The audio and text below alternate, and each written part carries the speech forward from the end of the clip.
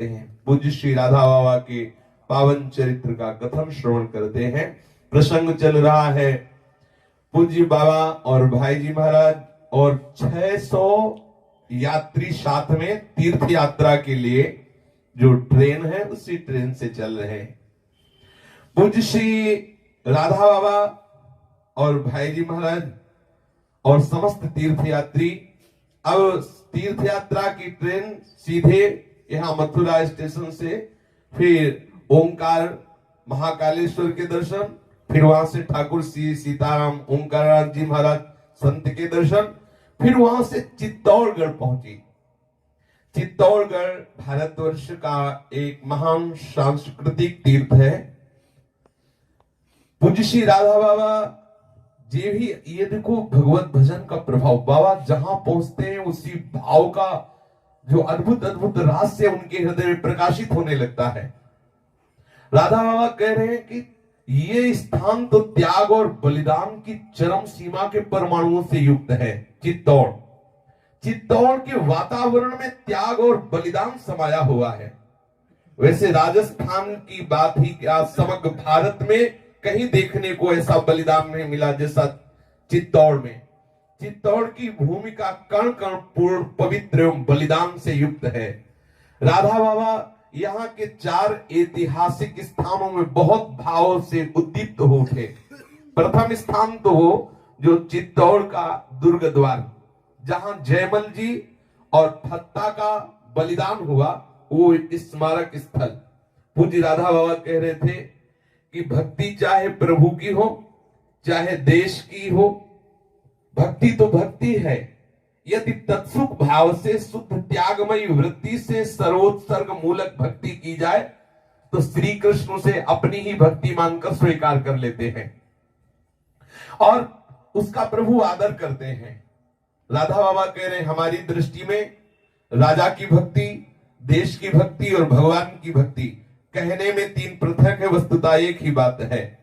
भगवान की दृष्टि में सब कुछ भगवान ही है, इसलिए जहां विश्वास पूर्वक शुद्ध भावना से, पूर्ण समर्पण की भावना से भक्ति की जाती, चाहे देश भक्ति हो, चाहे राजा की भक्ति हो, चाहे प्रभु की भक्ति हो, तो श्री कृष्ण रीझ जाते हैं और उसे उस भक्ति का फल प्रदान करते हैं। श्री राधा बाबा चित्तौड़गढ़ में सर्वाधिक उद्दीप्त हुए भाव में द्वितीय स्थान वो, जहां पन्नाधाय का वो महल, जहां पन्नाधाय ने अद्भुत बलिदान दिया। क्या?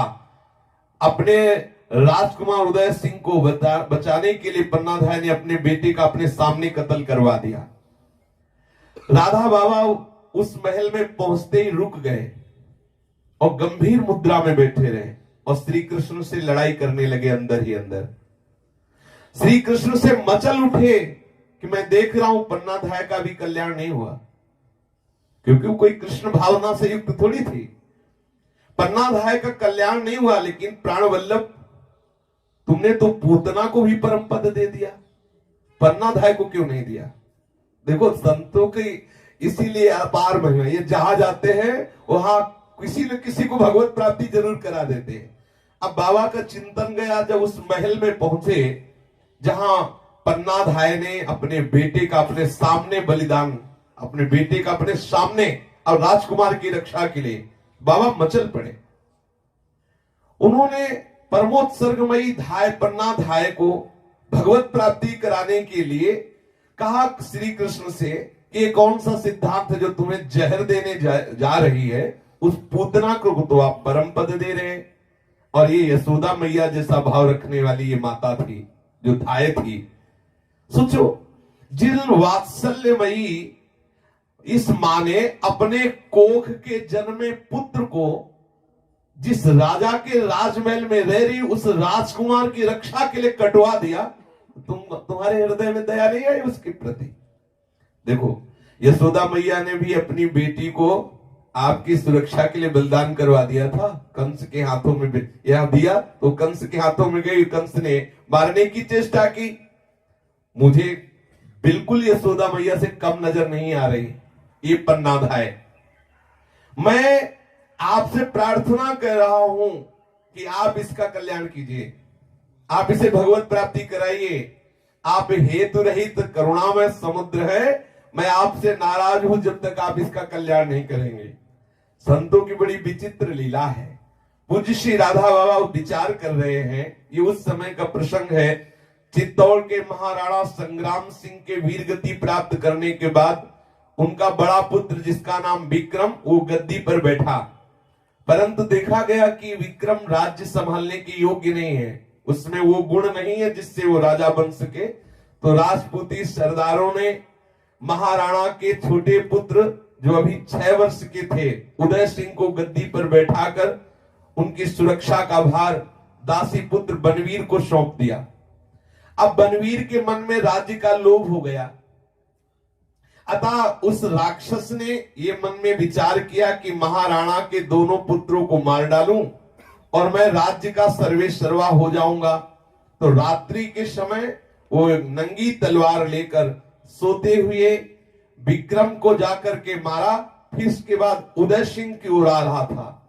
महल में झूठे बत्तलों को साफ करने के लिए आई हुई उस वारिन ने सूचना दिया कि बनवीर राक्षसी भाव को प्राप्त होकर महाराज के बड़े बेटे का कत्ल कर दिया है, अब वो उदय सिंह को मारने के लिए इस महल में आ रहा है।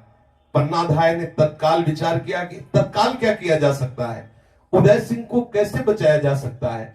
तो बड़ा टोकरा था वारिन के पास, उदय सिंह को उठाया, उस टोकरे में रख दिया, ऊपर से पत्तल आदि से ढक दिया और कहा तुम तत्काल लेके इस महल से निकलो और वीरा नदी के किनारे मिलना, मैं कोई ना कोई उपाय करके तुरंत तुम्हारे पास आती हूं, तुम हमारा इंतजार करना। उदय सिंह को सुरक्षित उस वारिन के टोकरे में रखकर ऊपर पत्तल से ढक करके भेज दिया। उसी समय पन्नाधाय ने अपने पुत्र चंदन को, जहां उदय सिंह पलंग पर शयन करते थे, वहां के शयन करा दिया, ऊपर से चादर से ढक दिया। उसी समय नंगी तलवार लिए बनवीर अंदर आया और पन्नाधाय से कहा कहां है उदय सिंह, तो अंगुली से इशारा कर दिया अपने बेटे की तरफ। देखो अभी ये है कैसे धर्म रक्षा के लिए बलिदान देना स्वभाव था पहले के व्यक्तियों में। आप सोचो, अरे राजकुमार मरेगा, मेरा बेटा तो बचेगा, लेकिन देखो कैसे धर्म से युक्त है। अगर उनको धाय पदवी मिली है तो अपने बेटे का बलिदान करके भी उस पदवी की रक्षा कर रहे हैं। धाय मां से भी बढ़कर होती है। मां ने तो जन्म दे दिया, लेकिन धाय उसका पालन करती है, पूर्णतः अपनी मनोवृत्ति के द्वारा उसका पोषण करती है। पन्नाधाय ने अंगुली से इशारा कर दिया, वो है उदय सिंह। बनवीर गया और तलवार से टुकड़े टुकड़े कर दिए। अपने बेटे को अपने सामने टुकड़े होते देखकर आह नहीं की, चुपचाप गंभीर भाव से खड़ी रही। धर्मनिष्ठ धाय ने उठ तक नहीं किया। बनवीर जब उसको तो विश्वास हो गया कि मैं उदय सिंह का कत्ल कर दिया, जब वो बाहर निकला तो ही भागती हुई वीरा नदी के समीप गई और वहां जो वो दासी टोकरी में लिए हुई थी उदय सिंह को गले से लगाया और फिर भटकती रही, भिक्षा मांग करके उदय सिंह का पोषण करती रही, किसी को जानने नहीं दिया। फिर देरा के आशा शाह की शरण ली। समय आने पर जब ये उदय सिंह यौवन अवस्था के हुए तब बनवीर को उसके दुष्कर्म का दंड दिलवाया, उसे बंदी बनवाया और महाराणा उदय सिंह सिंहासन पर आरूढ़ हुए। तब वो पन्नाधाय की चरण धूल लेकर रोज माथे पे रखते थे कि मां तेरी कृपा से मैं जीवित हूं और इस सिंहासन पर अधिकारी हुई। ऐसी पन्नाधाय को भगवत प्राप्ति कराने के लिए राधा बाबा मचल पड़े। ठाकुर जी से कहा कि अब इस महल से हम तभी जाएंगे जब आप स्वीकृति दे देंगे कि इसको आपके धाम की प्राप्ति होगी। राधा बाबा हट करके गंभीर भाव से बैठ गए।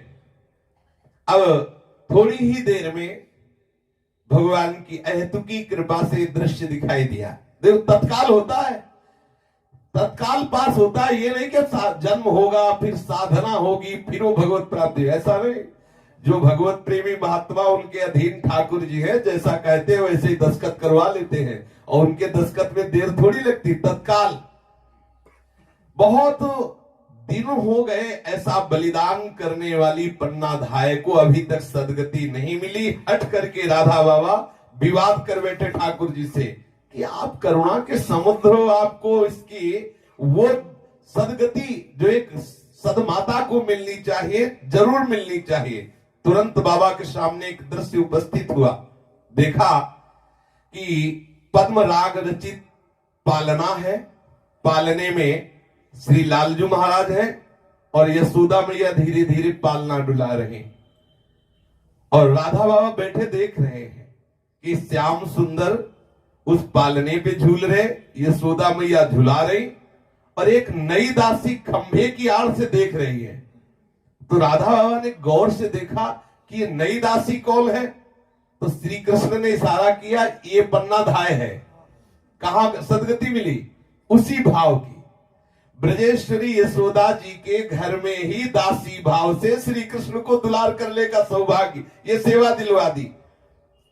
श्री लाल बिहारी झूला में झूल रहे, यशोदा मैया झुला रही और पन्ना धाय दासी बनी हुई एक खंभे की ओट लेकर के ये लीला देख रही। बाबा ने देखा कि वो पन्ना धाय ही यशोदा मैया की महल की नित्य दासी बन गई। बाबा बहुत प्रसन्न हुए, आनंदित हुए, श्री कृष्ण के चरणों में बार बार प्रणाम किया कि प्रीतम आपसे यही आशा थी, आप ऐसा ही करेंगे। चित्त को चिन्मय भाव में डुबाने वाला तीसरा स्थान चित्तौड़ में देखा, वो जौहर स्थल, जहां महारानी पद्मिनी के आदेश से हंसते हंसते 32,000 बधुएं एक साथ जल गई।